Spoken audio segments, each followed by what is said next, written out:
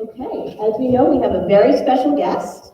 After getting to play the role of a real-life James Bond, he accepted a commission in the U.S. Navy as a reserve intelligence officer, where he served with the Office of Naval Intelligence and the Defense Innovation Unit. He went on to become an MSNBC intelligence analyst, a senior fellow in the program on national security at the Foreign Policy Research Institute, a special contributor for the Military Times, and a recurring guest on Fox, CNN, and MSNBC.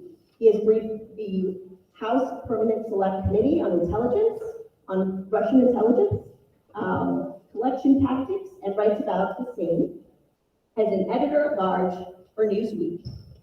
Additionally, he's the author of How to Catch a Russian Spy, and which is an autobiographical account of working as a double agent for the FBI and Russian military intelligence. Finally, you have, which I've seen, a new podcast called Classified with Naveed Jamali, where you recently interviewed tennis icon Martina Navratilova, which was incredible to see. You guys should check it out. So please welcome Naveed Jamali. Thank you. Well, I guess I should also add award-winning and award-losing journalist too. So I always hate those bios because it sets the bar super high. So let me just talk to you a little bit about a little bit about my background, and I think some things that probably relate to you. So, a lot of people ask when they hear you were a former spy, there's two questions that they always ask. And one is, did you lie? And the second is, how did you do it? Well, in regards to the first one, no, you don't lie, actually.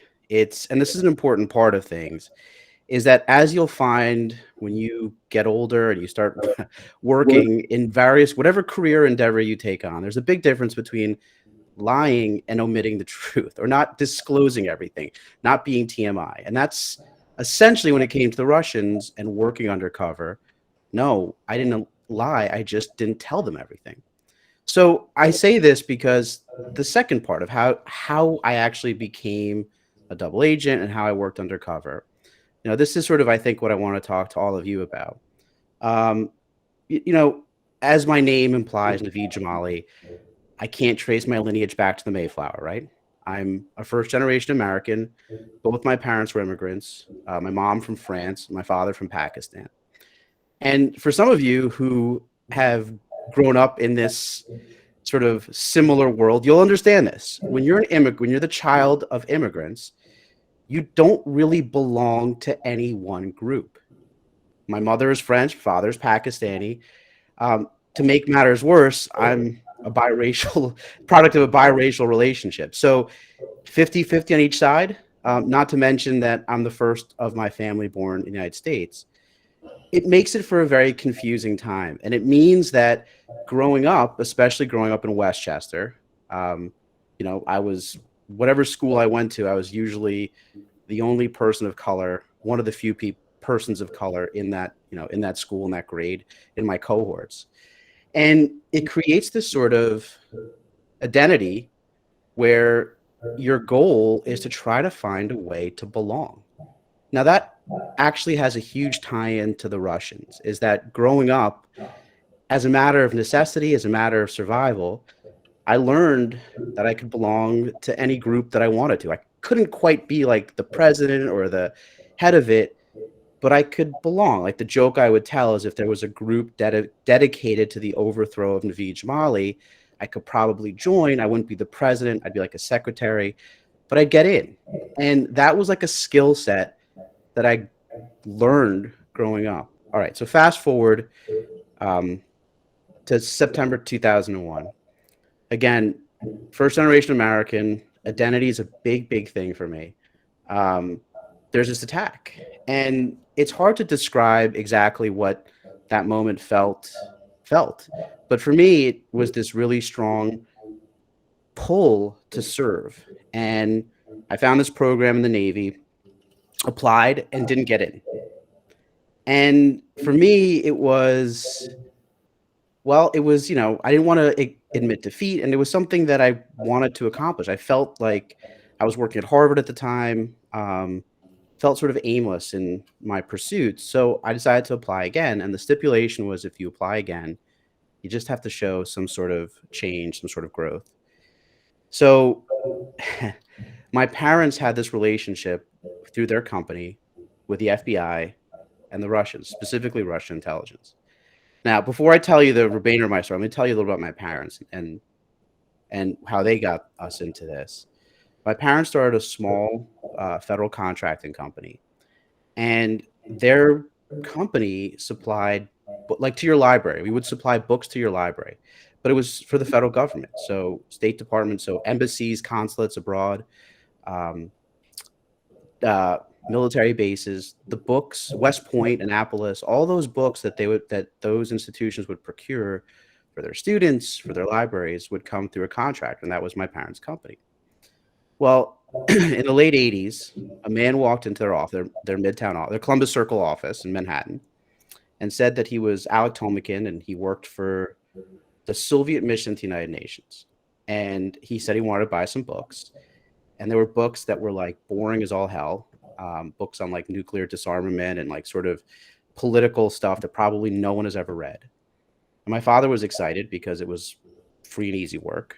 And he took the list. And the guy left. It was like a 10-minute, interaction. 15, 20 minutes later, two more men walked in. And this time it was two FBI special agents. And they showed my father a picture of the man who just walked in and said he was a KGB intelligence officer. And they want to know what he wanted to do. And so my father just want to buy some books.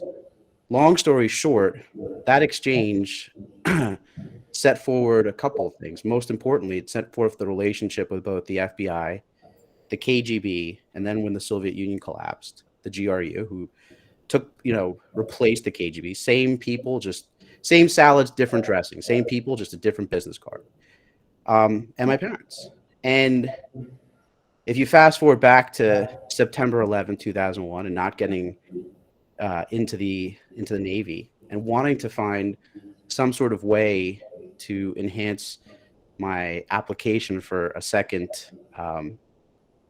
go, I got into Harvard graduate school and dropped out and decided to pursue a completely unconventional manner, which I do not suggest any of you do. One of the things that I always say about my life as a cautionary tale to my kids is that there's a lot easier ways to accomplish the things that I accomplished. And I hope that most of you, if not all of you, choose that easier way than the harder way, because I didn't go from a straight line. And case in point, to apply a second time, I decided that perhaps it would be easier if I helped the FBI with the Russians. And I asked the FBI for a letter of recommendation. That's exactly what I did.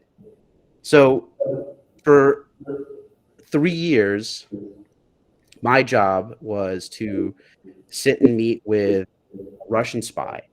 And the word spy, and in this case, is it evokes certain images, certain ideas of what that means. But specifically, you guys are in Austin. I'm in Manhattan. Today, as I'm speaking to you, there are a number of missions to the United Nations here in New York City, one of whom is now the Russian Federation. And without a doubt, there's a number of people in each of those missions who are military officers. And to be clear, most of those military officers are spies. It's just the way it is. We do the same thing, they do the same thing. And in this case, Oleg Kulikov, who ended up being my Russian case officer, my Russian spy, was handling me, and he was here as a diplomat. And unbeknownst to me at the time, the reason that the FBI was so interested in him was because he worked for a guy named Lieutenant General Nikolai Urvov. And Urvov was the most senior Russian spy in the United States. He never left the mission. He never went anywhere, never went to parties. So the FBI couldn't intercept him. So instead, they focused on Kulikov, who was like his deputy, his lieutenant. And Kulikov chose me. And because of Kulikov and me, 3 years we spent sort of working Kulikov to try to get him to waste his time, to get him to recruit me. And eventually he did. So what I can tell you to that second point about what it's like to be a spy is that I would say for most of you, we deal with this sort of stuff, believe it or not, all of us, day in and day out, right? It's all about personal relationships. And there's another term, and that term is manipulation. Um, Manipulation, for many of us, it probably means a lot of things, but it probably has a negative connotation. If you guys are asking your parents to borrow the car and you put on your sad puppy faces to borrow the car or to, stay out later, whatever it is, that's manipulation. Not necessarily bad, right? Not necessarily, it doesn't make you a bad person. We all use it. There's a difference between using manipulation to do that than, say, cheating, an old widow out of her money, right? Those are two, both manipulation. One is the output and the motivation is differently, even if the tool is the same. So manipulation is a big, big part of this type of work. I was sitting down with a Russian, intelligence officer, talking to him. I want to say like you, although we were in person. And so much of this is human interactions. And what I found is, regardless of what career I've been in, whether it's being a babysitter, being a busboy, or being a journalist, like or advising presidential candidates, right? It doesn't matter. It's the same thing. So much of this, of what you do, relies on your ability to both understand what someone is saying and communicate that back. Communicate that back in both written and oral form, right? These are really, really important things. And especially in today, when we do things online, I'm speaking to you virtually, that ability to communicate is so important. And espionage, in many ways, is an extreme version of that, right? It is, there's another part of this, and that is you're both searching to figure out what the other person wants. And you're doing that because you want to make sure that what they want lines up with what you want. And if they line up, it works perfectly. And that's the same thing in life with most things, right? You can't, a lot of people mistake this idea that you can force someone to do this stuff. You can't. There has to be like a motivation. They have to want to do it. So there's this acronym that we use in the spy world. It's called MICE, MICE. It's the primary motivators for people who spy: money, ideology, coercion, and ego. But these are things that all of us deal with, right? If someone's going to do something, it's generally going to be one of those things that motivates them to do it. Coercion never really works, right? Coercion is really a short-term thing. If you can imagine, it is for 3 years. Coercion is not going to, you're not going to be able to coerce someone to be good at what they do for 3+ years, let alone, probably not even a week or two. So there's a limit with that. And I say this because, again, there's an art here. There's an art here of self-analysis and self-awareness that all of you guys can take, understanding, what another person wants and what you want. It doesn't have to be a bad thing. It's not meant to like take advantage of someone. I'm just saying that when, our world is one of interactions and, I want to say transactions, but this is the same thing. So I did that for 3 years. And again, my goal was to try to move Oleg forward in his recruitment of me while sort of keeping tabs on the Russians and helping the FBI. So you can imagine, to give you an idea of what that was like, is on one hand, I had the Russians. On the other hand, I had the FBI. And I was in the middle. Now, I was basically a negotiator between both sides. And neither one of them had any use for me unless they had use for me, right? So the minute the other one wasn't interested in me, then the other one was going to drop me as well. So it was really important to sort of straddle that line and keep them both interested and keep things moving forward. And look, that's what I did. And I will say that it's a skill set that has served me well, but it's also a skill set that I think honestly comes from being a first generation American, from being someone who doesn't fit the exact mold, who doesn't quite fit in, and learns to really work hard at fitting in. Um, I honestly, I credit credit a lot of what I've done to that time. It's been tough though. I mean, it's, a realization of what it means to be first generation, to be a person of color, to be I mean, believe it or not, now we're dealing with, the idea that interracial marriage is, potentially something that may be attacked. But all these things that made me different as someone your age were things that really, ended up being a very, very useful thing growing up. I'm not going to say it hasn't been a struggle. I'm not going to say that it hasn't been, you know, um, no matter what I accomplish, whether I'm hosting a show or making money or whatever it is, um, there are times, even today, where I'll go to like a supermarket and I'm going to pay for groceries, and like the person will put their arms around the groceries that I'm going to steal them or something. And that's part of a sad reality of what it's like to be. I'm sure many of you can relate to be a person of color in the United States. And so, on one hand, you can do these amazing, amazing things, and being someone who is unconventional, being someone who is, not easily classified in one category or next, has been useful. On the other hand, there's a reality is that in our country, still today, these are things that threaten people. These are things where people will want to look at you as an other, and they will other you. So that's like a real balance of these sort of things. Um, you know, where I am today is I've had an interesting career. Um, I will tell you that I became a journalist at, geez, in my 40s. I was not a journalist for that. I mean, I started off my conventional career as a computer person, technology guy. Made my way into the military. Then, having never written a book, um, wrote a book, became like an on-air talent and get hired by MSNBC, um, and then contributed to reporting about a raid that killed broke a story about killing an important ISIS terrorist for Newsweek, and they wanted me to become a reporter. I don't say this to be like humble bragging or anything. I say this to you that, careers in life is not linear. It really is a zigzag, and that's okay.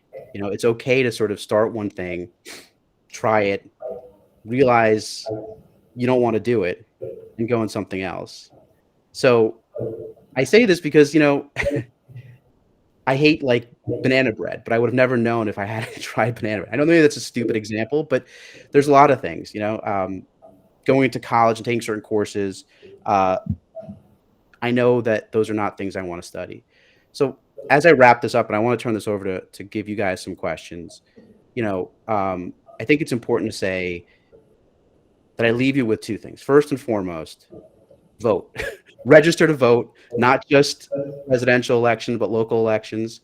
The second thing is, don't worry if your career is not a linear one, that you go to college and graduate school and what you choose as your major in college is what your career is going to be. It's okay to change things, and people do that all the time, and that's important. It's important to try different things. And also, it's okay to be unique. I know it's hard. Maybe I think about it when I was your age. Now I'm happy with it, but it was hard. So, things do get better. Um, and it's really up to you guys to keep pushing through those acceptings of norms and changes. So with that, I know that was a lot, but I'm happy to take some questions. And if there's anything you want me to like specify or go into. Just to let you know, we do have some classes coming and going at 9:30, so we have some questions from Ms. Aguilar's class.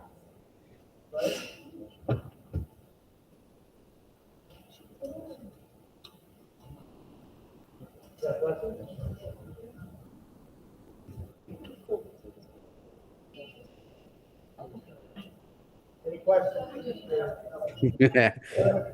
Yeah, not all at once, guys. That was hot. What was the best part of being a spy? What was the best part about being a spy?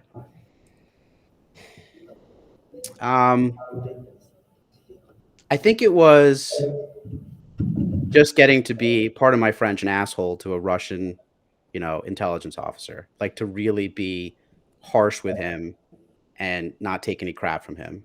There's not many times you get to do certain things like that, and that was one of the few times. It was pretty cool. Any other questions? Nobody Miss Montes question. Yeah, no, guys. We'll go here first.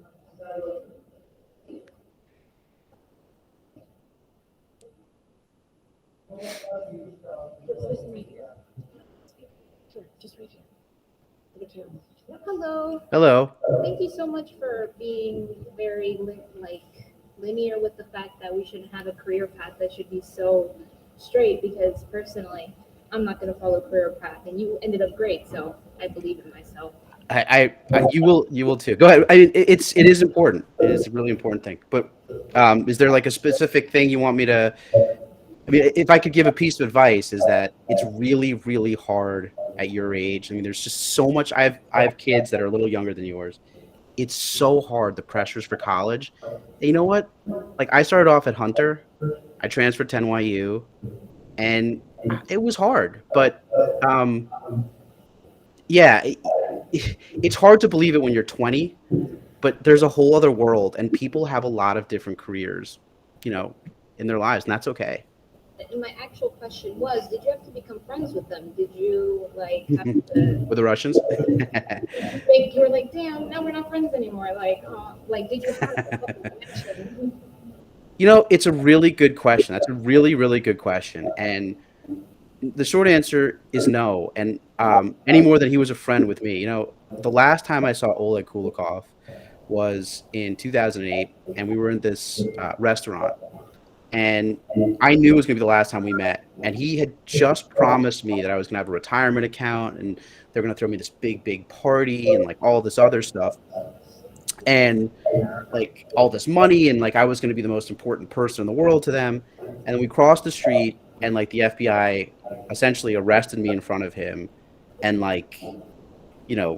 just stared him down. And after telling me all these amazing things of how important I was, he turned his back on me and never looked back. And I think that's the important part. It's a game. We're not friends. And if they will try to seek to make you think they are your friend, but it was really important to keep those lines separate. And same with the FBI.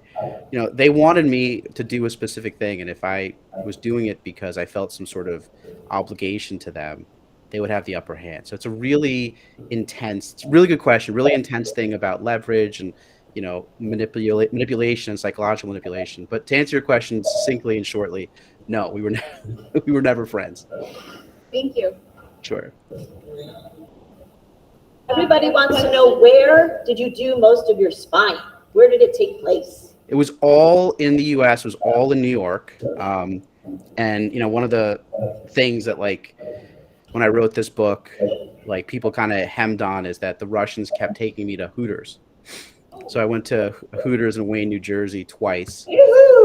And it's a stupid fact, but it was yeah. So and it was all in the U.S. Again, the Russians are here to spy on us. I was not going to Russia. Hi, I have a question. Sure. I just wanted to ask, were there any times where you questioned the U.S. government while being a spy? Question, in what way? You questioned their morals and why you were doing this in general. No, actually I didn't. I will tell you that there are a lot of things that I will I will hold the U.S. government to task, and my current job, spend a lot of time arguing with them, and I think that I do a good job as a journalist when the CIA is mad at me, and that happens, right? This was not one of the cases. The Russians were here to spy on us, to essentially, and look, let's make it very clear why they're spying on us. They're not spying on us to spy on you or individuals. They're here to collect military intelligence. The reason you collect military intelligence is because you want an edge if there's ever a war.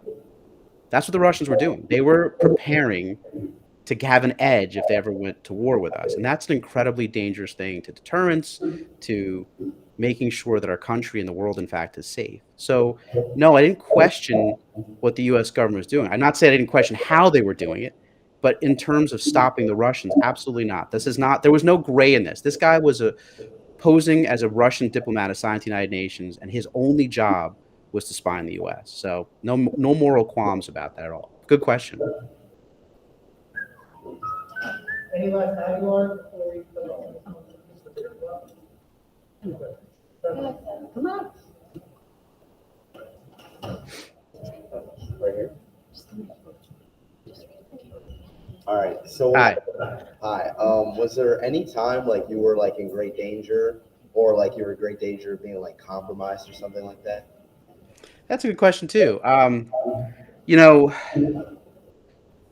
there's like repression is like a natural thing to some degree, right? So the short answer is I think I was always probably in danger. Um, but I kind of denied it. Like I refused to accept it because if you think about that, you're going to be in danger all the time. Um, it's hard to keep doing what you're doing, right? You have to believe you're not. And so factually, the answer is probably yes, but I didn't at the time believe it because if I did, I don't think I would have been effective. Okay, thank you. Sure.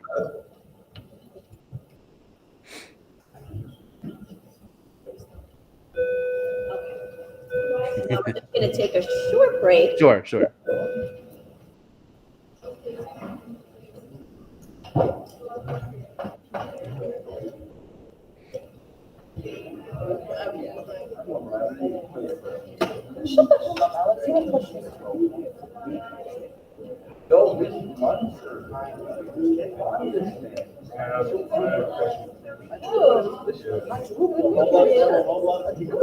Oh my God. Alex, I just have to say, when reading the book, I could not believe Oh, it's very kind of you. in Hastings, It's very nice. Yeah, it was. my children in Ellsworth. Yeah, it's I true. can't believe this was going on at that time. Yeah, it's still going on. Of course, it's just unbelievable. Yes. Do you know French or Urdu or any other language? I speak French, but not Urdu. Did that help with your spine? Did it help with your spine? Not in the least. You learned some Russian? No. In fact, they spoke perfect English, or very well English, as they would say. How do you want me to do this, Melissa, for the next round? Do you want me to take questions? Yeah, that would be great. And also maybe if you could talk, if you'd like, a little bit about your experience in school, like high school, elementary school, because what you touched upon in your book, I think would be relatable to a lot of students. Sure. Awesome. And I have one question. Do fictional spies ruin it for real intelligence gathering? I don't think so. Like for me, Watch or something that you used? yeah, but like also I would love to watch, like I would psych myself up by watching some of those movies beforehand, right? I would literally use the dialogue that they were using in those movies with Oleg. So that was like including like James Bond, right? Like the Daniel Craig had just come out as James Bond at that time, and it was just stuff like that was perfect. No, I mean it glamorizes it, right? It needs to be glamorized, otherwise I think the appeal for a young person is not going to be there. And maybe you could talk about what you're doing now or what you have on the horizon. Sure. Do you want me to answer these as you're asking, or you want me to wait to? You can wait. Okay. Yeah, the kids are gonna ask the questions. Okay.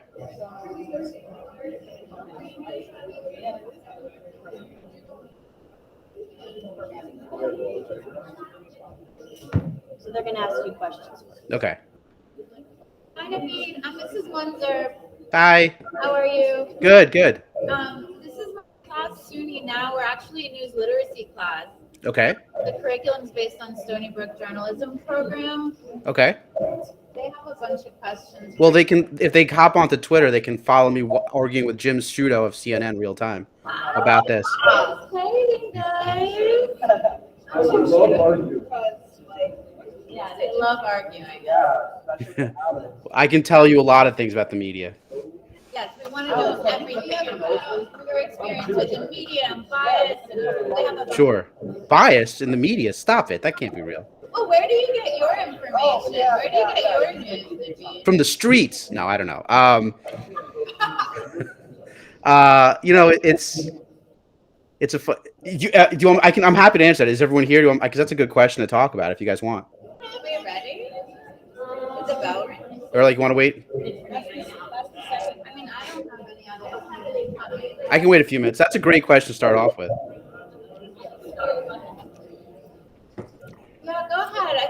We're here. Okay. All right. So she was just asking me where I get my information, and I've been spoiled in that. So as an intelligence officer, I was in what was called a SCIF, which is like an intelligence facility, right? So we had access to top secret information, and literally and figuratively, to give you guys an idea of what it was like being there, is there would be a world event that's happening, and you would see the back end stuff of what was really going on. So, for example, the North Koreans would threaten to like launch a missile, and we would be doing things that to the world look very aggressively, but on the back end, there was communications, right? So I say this because all too often of what you guys are seeing, and I'm left or right leaning, I've been on Fox, I've been on pretty much everywhere. It is in many, especially cable news, but to a degree, traditional print media as well. It's a very sort of skewed thing, and it's looking at raw information and reporting on it. And being in a place where you got to see the real things, and there's a lot of things that they sound benign, but they're really important in terms of how they change the perception of what's happening. And I'll give you another example. Years and years ago, I was on Fox, and there's a green room. And Fox is, in many ways as horrible as you've heard. They had for women, they had like a leg cam, which is exactly what it sounded like. They're pretty terrible. But I remember being in the green room when there was Rick Santorum and God, what the hell was his name? He's dead now, but he was like the token Democrat for Fox News. And they both walked into the room, and I was like, oh my God, they're going to fight. They hate each other. And they were like, hey, how's your family? So good to see you. And I realized it was all fake. Like all those like relationships were like for TV. Like literally, it was wrestling. So and then the journalist, same thing. We get to talk to sources, and there's a lot of things that we know that we can't publish. I mean, covering Donald Trump was like, there are just so many things that we can report that you get to hear about that are just crazy. So when you ask where I get my information, I'm spoiled in that I get to hear it literally from the horse's mouth. So I don't have cable news. I'll read certain things, but for the most part, I'm just listening to it raw. So.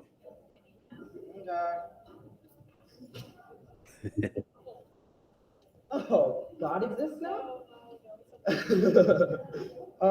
My biggest one was, did you ever have to compromise your own beliefs when you were undercover, like either religious or just like personal, to like No. to like associate with them? Not at all. It was just business. It was not personal. It was not, I wasn't pretending to be an ideologue or anything. No, I mean, it's really important to be able to, work things objectively. And whether it's intelligence or journalism, that objectivity is like a really important thing. You have to be able to look at things and suspend your personal beliefs. But no, I didn't ever had a qualm with any of this. Thank you. Good morning. Good morning. I know earlier you were talking about manipulation and using those types of tactics. So my question is, did you ever have to play into like the biases of Russians? And if so, what was your mindset throughout that? Yeah, that's a very good question. So the answer is yes. Is that the Russians had an idea of why people will spy for them, and I think they think Americans have no loyalty to the country, no patriotism. And look, can I just ask, is there anyone here in the audience, just if you don't mind, if you want to raise your hand, anyone like a first generation American? Oh wow, so there's a lot of you. Well, one of the funny things, like both my parents took the citizenship exam, right? Which is, I remember them like showing me some of the questions, and they're hard. They're really hard. So I think that for a lot of us as first generation Americans, and especially parents of immigrants, like my parents really um, like hold the values of America, of like citizenship and this idea that you can, there's upward mobility and like equality. They hold these things. It's why they came here, right? It's why they abandoned their old life to come to the United States. So to answer your question, like I was raised believing in those things very intensely. And I always believed America was those things. I think for the Russians, they don't have that. It's an authoritarian country, right? There's not really any loyalty to the Russian state. The Russian state is Vladimir Putin. He's been around for what, 21, 22 years? So, they don't understand loyalty and patriotism in the same way that we do. And frankly, the same way that first generation Americans do. And I don't mean that patriotism that you have to serve in the military. It's more the the value of those ideals. And so for them, it made total sense that an immigrant would never be accepted as an American. And so he would be willing to betray his country for money. It just made sense to them. And so playing that character was exactly what they were looking for. And frankly, it's why we were able to beat them and fool them. And look, we beat them. We beat them, I beat them like a drum. At the end, they had no idea that they couldn't fathom that this young brown guy had bested them. So they were incredibly arrogant. And they don't understand America. They don't understand democracy and freedom and things like that. So I never had to compromise those ideals, but they certainly were things that benefited us because I was loyal to America. I was never in doubt that I would betray America for real. But the Russians didn't understand that. And that's an important thing, for all of us, especially first generation Americans. Our families left another country to come here, and they came here because of a belief of something better. Still holds true today. I don't think the Russians understand that at all.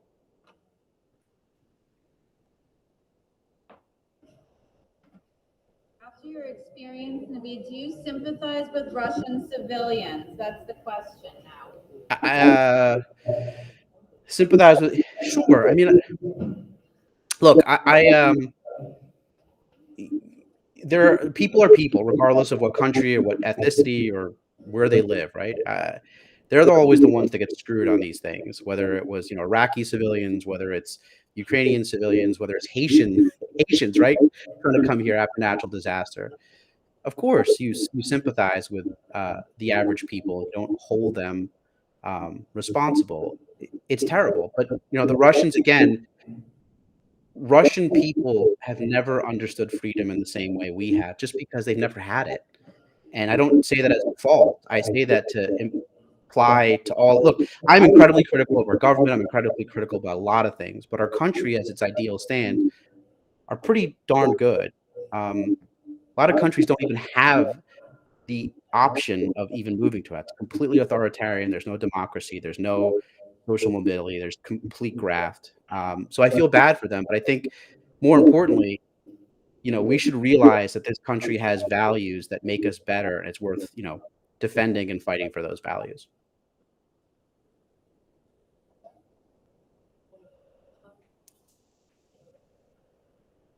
Hi, good morning. Good morning. So you talked about like being first generation here in America, and I just wanted to know if did you feel that you have like a burden on your shoulders while like doing all the stuff that you've done? Yeah. I mean, the joke was, so my father passed away this summer, but he was Pakistani, and the joke was that like as an immigrant, when I told them that I was a double agent, they were like, "What? You couldn't be a triple agent or quadruple agent?" Like, I think many of you will understand that burden of being the first, whether you're first generation American, whether you're first to do something. There's a really high expectation from your family to do that, and yeah, so I just think it's part of it. And I joke with like other immigrants that I'm on TV with about this all the time. It's just that we're always a disappointment to our mothers.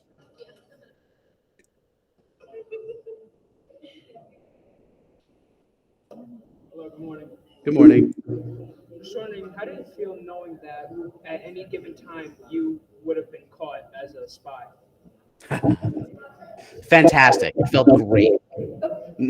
I'm kidding. Again, a good question.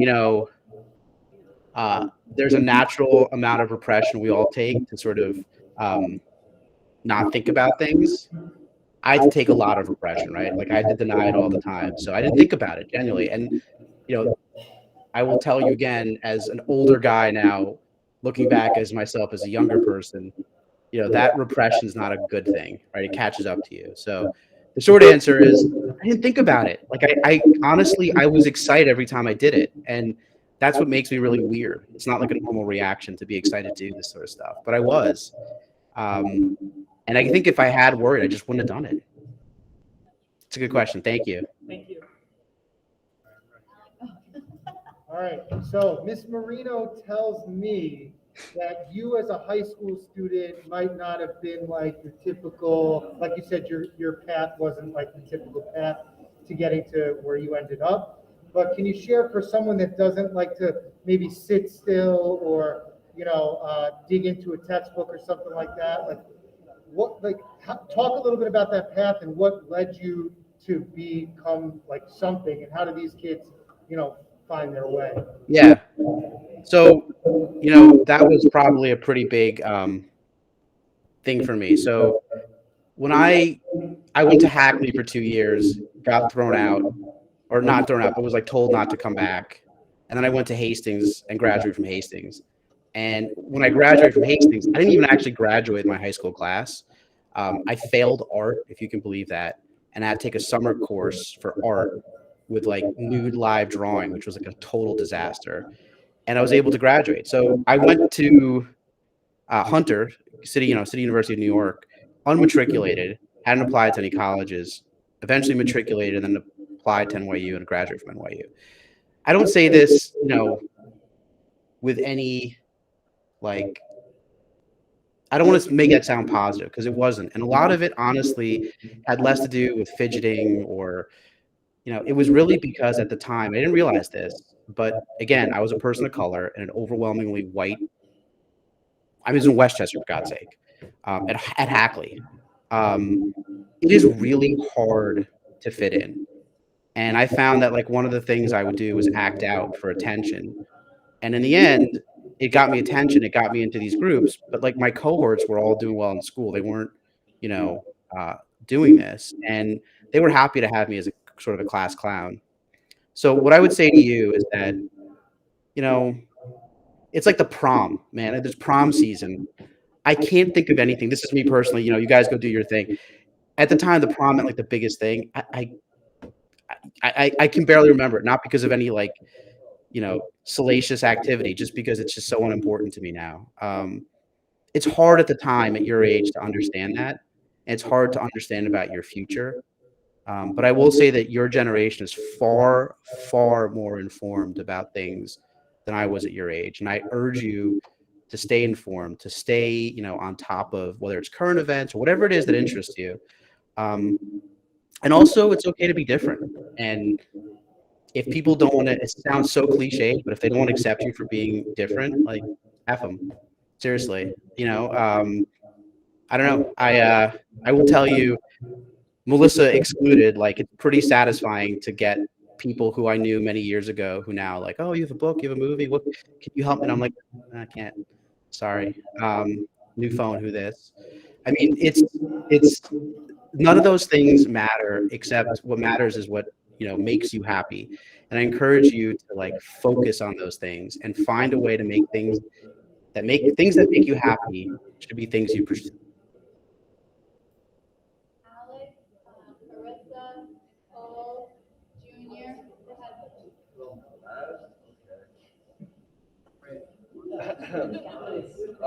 Do you ever feel like you or your family are ever in danger still to this day? I mean, I have 2 kids, so they torture me all the time. I'll give you guys a story. There's a lot of people think, like, have this idea of like, what it's like. I'll give you 2 stories. So the first one was, I was living in Seattle. I was on MSNBC, and we flew back to New York, and we're walking on Broadway by Columbia, and this guy like runs after me. And he's like, "Oh my God, I watch you on TV all the time. Get a picture." And I'm with my kids. Get a picture. He takes a picture, and he's like so excited. And I look at my kids, and I'm thinking, "Oh my God, they're going to be so impressed." And my older son My younger son actually turns to me and goes, "Oh, look, you met your fan," like fan singular. And I say this because, there's this idea that like your life is insane, and it's just not.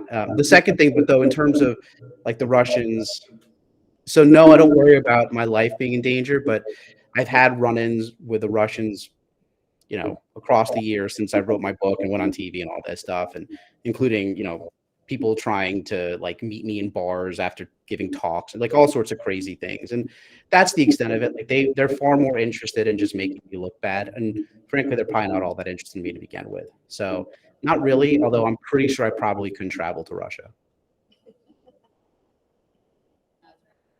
Catherine, Carissa, Ben, Lisa.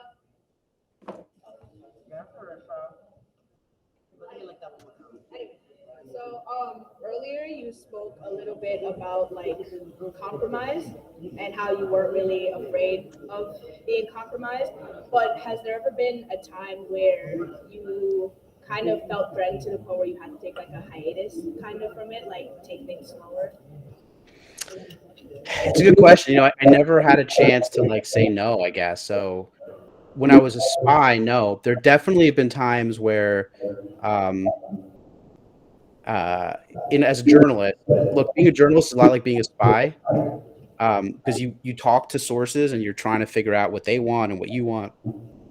I've definitely had time when I've talked to people and then they've gone out and like repeated conversations we've had, or spoken to other journalists and then given the story to someone else, which is very, very frustrating. So I guess the way to answer your question is, look, you're dealing with people.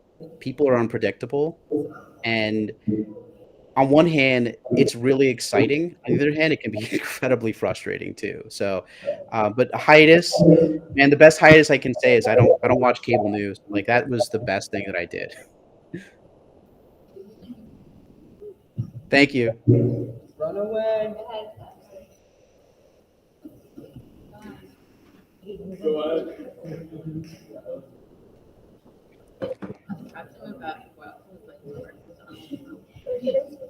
Yes, be How would you describe your book in 3 adjectives? I'm sorry, I couldn't hear that. How would I describe my book? What? 3 adjectives. 3 adjectives to describe your book. 3 adjectives to describe my book. Awesome, like fantastic, and red. No, I don't know. That's actually one of the hardest questions I think I've been asked. It's a good question though. How about this? It's autobiography, first generation, espionage. There you go.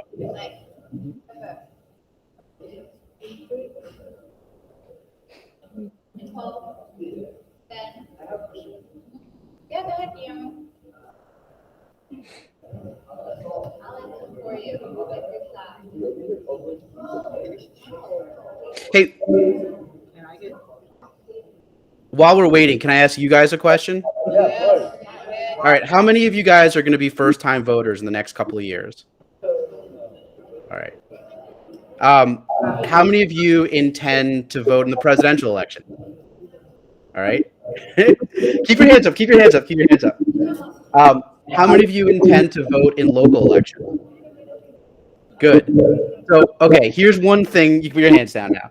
So here's one thing that I will tell you that is absolutely, people ask all the time, what can I do? Being a spy is really cool, but honestly, one of the biggest powers you have is voting, and not just voting for like the president, but also voting for school, local elections, whether it's city council, whether it's school board. I mean, look, you're seeing a big push now in other states to, get school boards turned. So knowing when to vote, like how to vote to be registered, but also how to register and vote for local elections is so important. It's, there's so many people I meet, young people I meet who are like, what do I do? And then you ask them to register to vote and they say no. Are you planning on writing a second book? I know you sold the movie rights. Yeah. Is there a movie that's coming out? So the documentary is coming out of this probably, I don't know. It's like going out now. Movie things are really weird. I sold it in 2013 as a movie to Fox. Then it went to Disney, and then it went to someone else. So who knows if it gets made as a movie? Maybe, I hope so. Documentary will come out probably next year, I think. As for a second book, sure. I mean, I guess, I don't know. Who knows what time will tell. I mean, I guess part of the answer is it's not writing a book is the easy part. Selling it's the more challenging part of it. We have a question. Did your career take a toll on your mental health? Were there points where you feel like your mental health suffered because of the pressures of your job? Sure. I think I've been very upfront about this, that like I was diagnosed with PTSD a number of years ago. And like I said, a lot of what I had to do was repression. So fear, literally fear, which is a normal reaction to things you do. I repressed it, and you can repress it only for so long before it comes out. And I've talked about this quite a bit, but like for me, the PTSD, like the first time I realized that I had like something was not right was the Navy sent me to, I had like an eye infection. I went to the doctor. I was on a base, and they put like the blood pressure sleeve on my arm, and there was something about sitting in a chair and not being able to move and having like the blood pressure sleeve on me and like the slow squeeze that like sent me like literally into a panic. Like my heart started palpitating, like completely out of the blue. And they were like, "Oh, it's white lab coat syndrome." But I realized like there was something like that was a very visceral reaction to not dealing with, like, I don't want to say just trauma, but not dealing with years and years of repression of fear. So honestly, as much as I love doing this stuff that I did for 3 years, 3 years was probably a lot. It took a huge toll on me. I just didn't realize it until I was much older. What's your day-to-day at Newsweek? You're editor-at-large at Newsweek. You also work, you said, with Fox and MSNBC, and we're a journalism class, and we'd love to hear just sort of your day-to-day and research reporting. Sure. So I will tell you, I'll just tell you what I'm doing today. I'm going to get off with you guys in a little bit, and I've got to go interview Congressman Richie Torres, who's young congressman from the Bronx. He sits on the Homeland Security Committee. Then I'm going to interview Steve Schmidt, who's the former head of the Lincoln Project, who was John McCain's campaign advisor for his presidential race. Then I'm going to go pick up my kids. And when I say interview, you know what that consists of?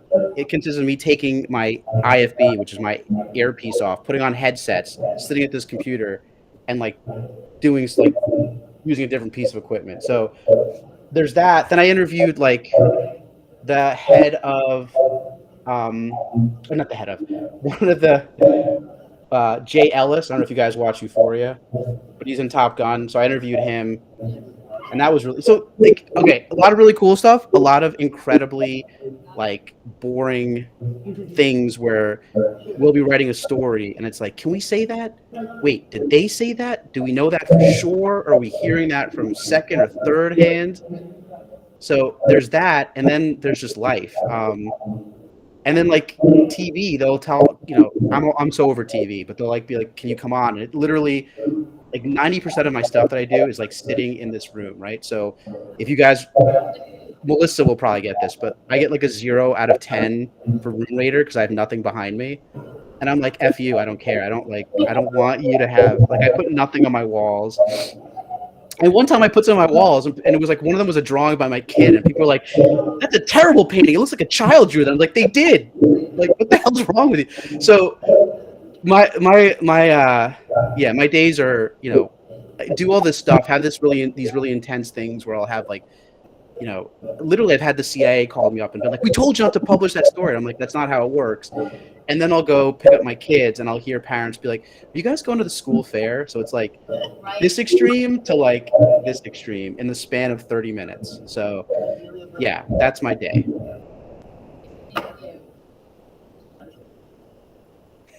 Come on, there's got to be some question. Can you tell us about your tattoo? My tattoo? All right. It's not a tramp stamp. Sorry, it's not terribly exciting. Yeah, I got you can see it here. So, when someone who was it who asked me about getting caught? Was that someone asked me? I don't know if they're still here, but like towards the last 3 years of working undercover, you start to feel like it's such a small world. You're only dealing with 2 FBI agents and like the Russians. That's it. Like the FBI is incredibly intense about keeping this stuff secret because they don't want to compromise you, right?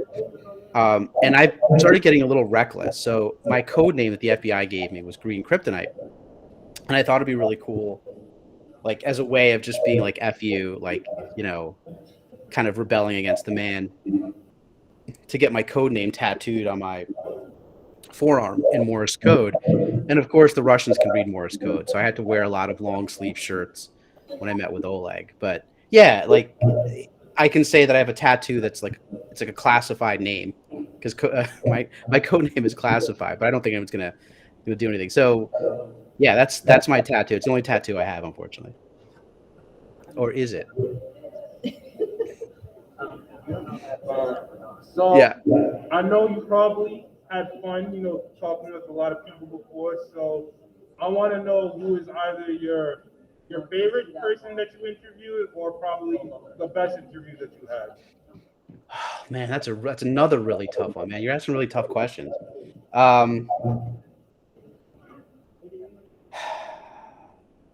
So there's, just so you guys know, there's 2 types of interviews, right? There's interviews that I do where it's on the record, it's recorded, and like then there's interviews with people that's completely off the record. And like some of the stuff that I hear off the record, I can't even confirm it, but it's bananas. Like, so you think about some of the fun stuff, like I think one of the most memorable, I interviewed Adam Kinzinger recently, who I thought was really good. That was a really good conversation. And afterwards, when we stopped, he like unloaded on the Republicans on me and like how much he hates Marjorie Taylor Greene. And he was like, guys, like, the one person I want to get into a fist fight with is Ted Cruz, but what if I lose? So I like having to, what? The best conversations are the ones like where they've been really candid off the record.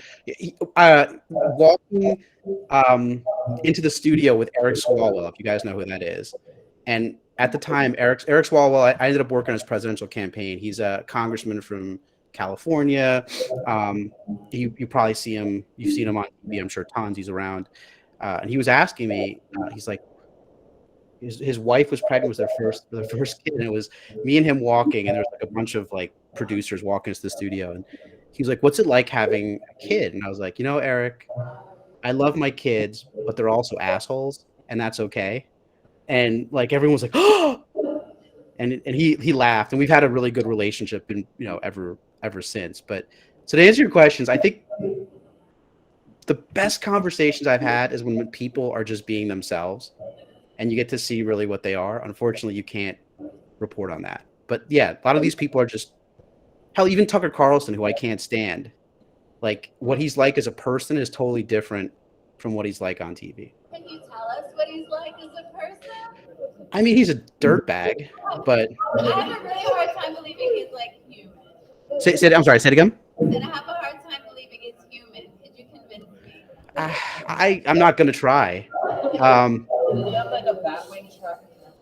What's that?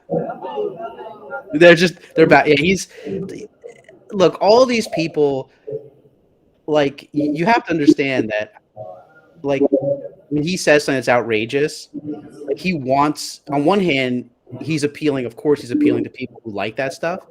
He's also appealing to people who hate it. So he's getting, like, marketing from both sides, right? So on one hand, people will be like, "Oh, he's terrible," and then the New York Times will write, "Oh, he's great," and then the New York Times will be like, "He's terrible. Let's dedicate 3 front-page stories about Tucker Carlson." And the picture of him holding the New York Times and he's laughing with his. It's not that he's laughing because he thinks that's BS. He's laughing because it's free advertisement.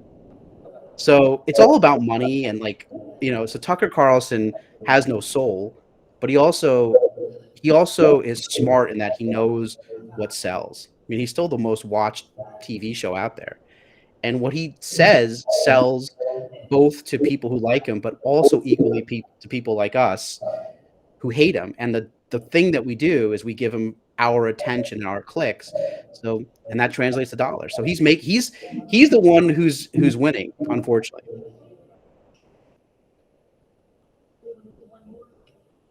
Yeah, more questions, Ben.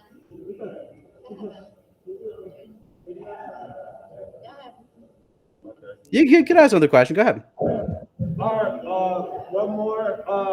I want to know what's your thoughts on like people getting their news from social media, especially when something that's just breaking. I want to know what's your thoughts on that. Yeah.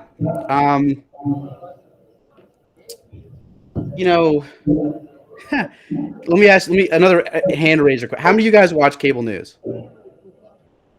Really? Only one and a half? One and a quarter?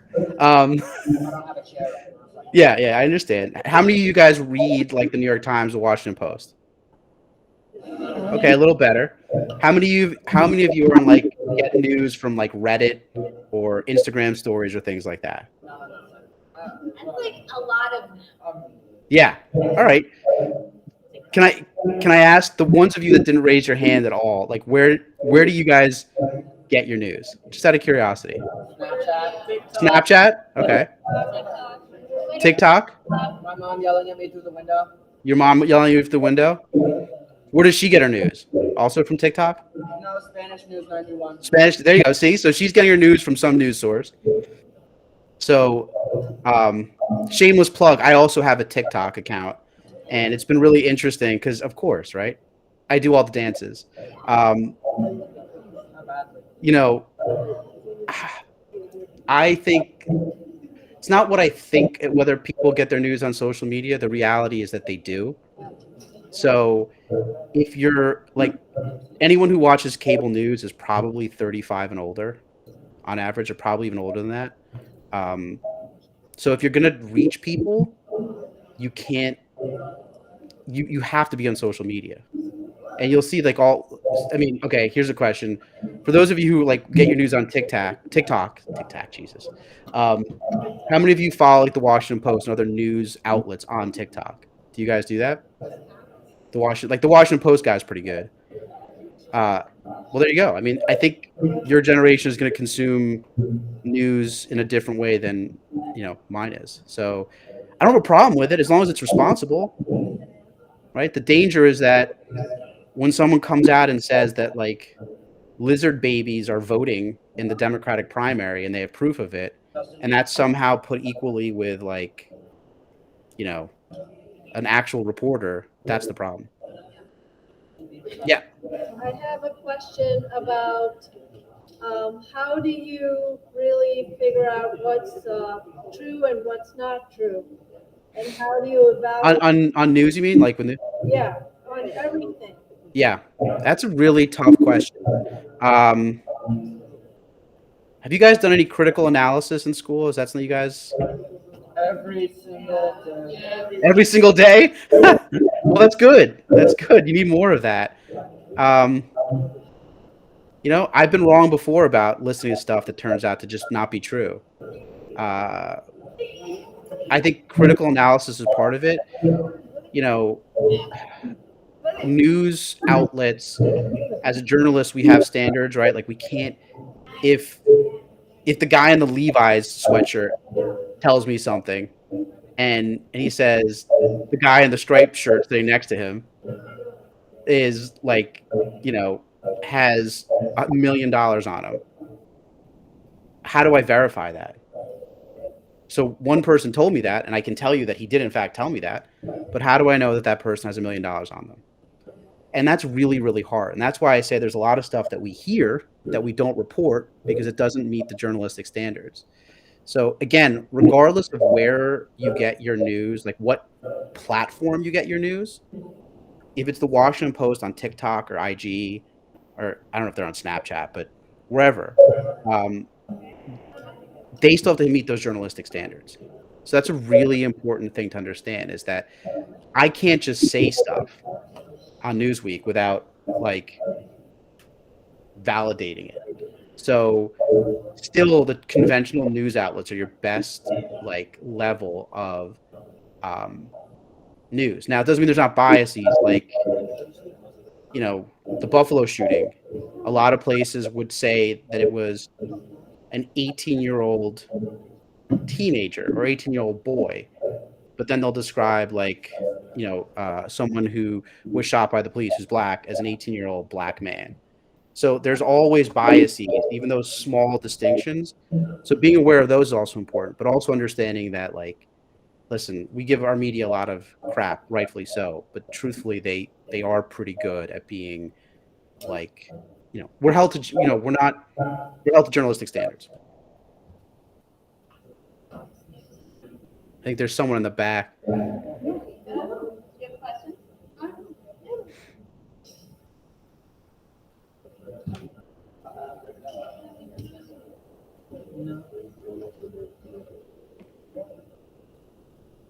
So sort of an unrelated question. Whatever happened to your parents' bookstore?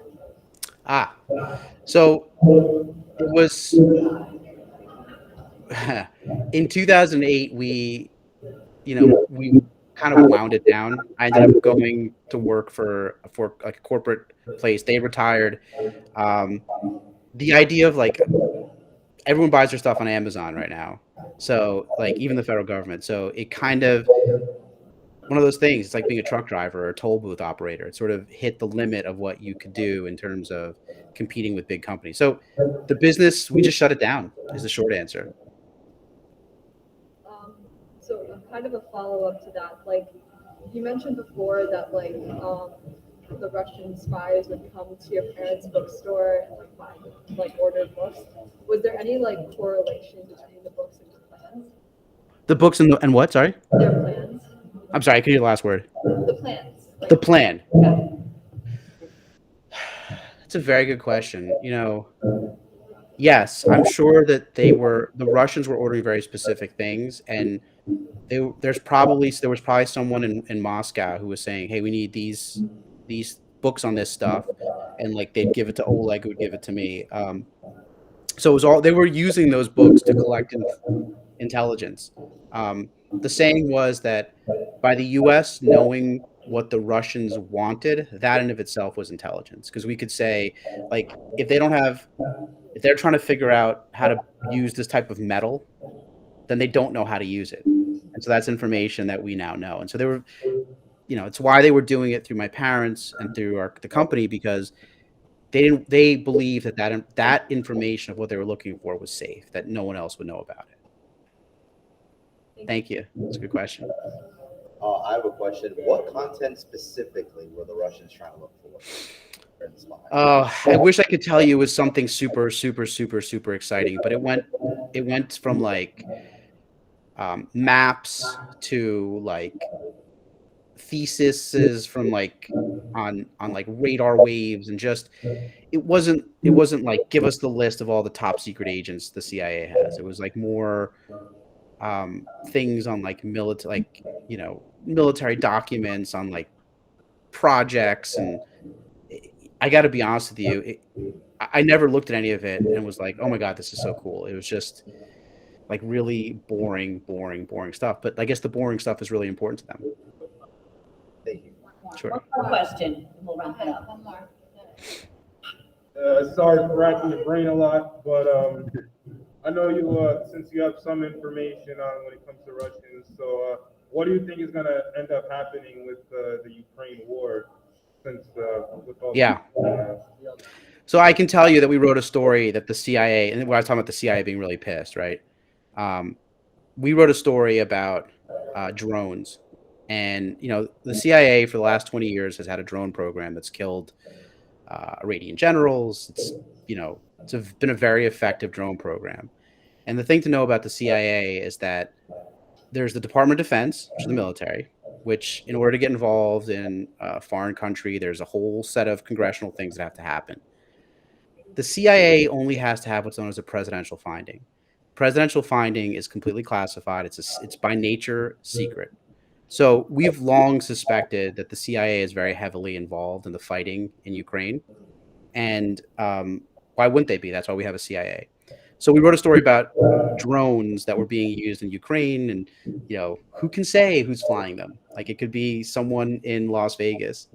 So to answer your question, I think that despite all the press coverage about Ukrainian military and stuff like that, I think the CIA is heavily involved in fighting, and they can do so using this whole thing of using American military working for the CIA.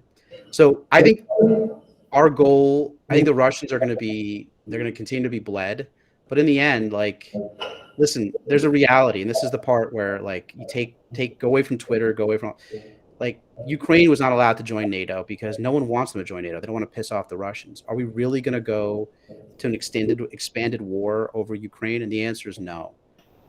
It's terrible for Ukraine and Ukrainians, but the reality is that, like, Eastern Ukraine has always been under Russian control for the last 8 years.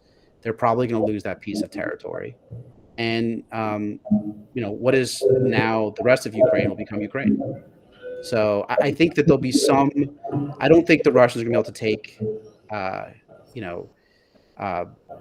take Zelensky or any of that stuff. But I think that they're going to end up with Ukrainian territory, and that's just, again, it's like the reality. Look, I'll leave you with this very quickly. How many, like, Ukraine is a story, not so much on television anymore, right? We're talking about Buffalo and other things.